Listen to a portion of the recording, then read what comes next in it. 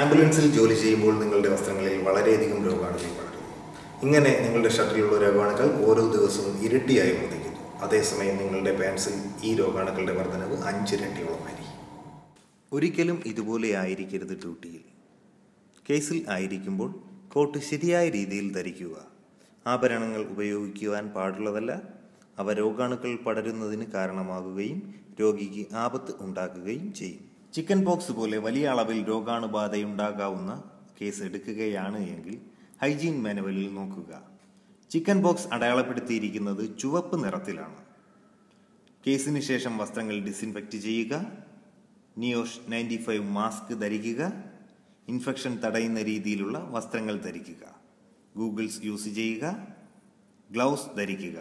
അവസാനം ഫ്യൂമിഗേഷൻ ചെയ്യുക. എങ്കിൽ മാത്രമേ നിങ്ങൾ സുരക്ഷിതരാകുകയുള്ളൂ. ഇൻഫെക്ഷൻ തടയുന്ന വസ്ത്രങ്ങൾ എങ്ങനെ ധരിക്കുന്നു എന്ന് നോക്കാം. സർജൻസ് ഗൗൺ ധരിക്കുക.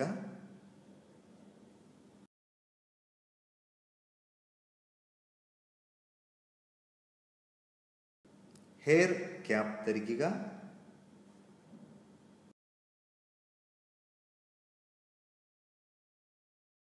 നിയോഷ് 95 മാസ്ക് ലോഹഭാഗം നിങ്ങളുടെ മൂക്കിന്റെ വശത്ത് വരുന്ന രീതിയിൽ ധരിക്കുക.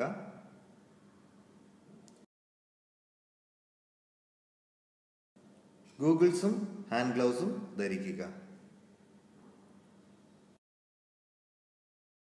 പ്രഥമ ശുശ്രൂഷകൾക്ക് ശേഷം പൈലറ്റ്സ് കൂടുതലായി രോഗിയുമായി സമ്പർക്കത്തിൽ വരുന്നില്ല. അതുകൊണ്ട് ഇതിനുശേഷം ഇൻഫെക്ഷൻ തടയുന്ന വസ്ത്രങ്ങൾ ഗൂഗിൾസ് ഒഴിവാക്കി ഗിയർ ബാഗിൽ നിക്ഷേപിക്കുക. അതിനുശേഷം ഡ്രൈവേഴ്സ് ക്യാബിനിൽ കിടക്കുക. ബൈസ്റ്റാൻഡേഴ്സിനെ വാഹനത്തിന്റെ പുറകുവശത്ത് കയറാൻ അനുവദിക്കരുത്.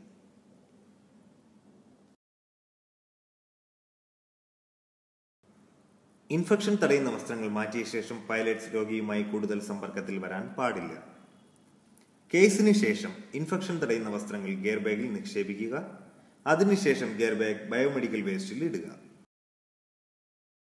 അപ്പോഴേക്കും ആംബുലൻസ് ഹൈജീൻ മാനേജർ ഫ്യൂമിഗേഷൻ ചെയ്യുന്നതിനായി നിങ്ങളെ വെയിറ്റ് ചെയ്യുന്നുണ്ടാകും. നിങ്ങൾ ഈ ചെറിയ കാര്യങ്ങൾ നടപ്പിൽ വരുത്തുകയാണ് എങ്കിൽ തീർച്ചയായും നിങ്ങളുടെ ആംബുലൻസിനെ സുരക്ഷിതമായ ഒരിടമായി മാറ്റിയിരിക്കും. സഹകരിച്ചതിന് നന്ദി. രോഗാണുക്കളെയല്ല, പകരം ആശയങ്ങളെ വ്യാപിപ്പിക്കുക.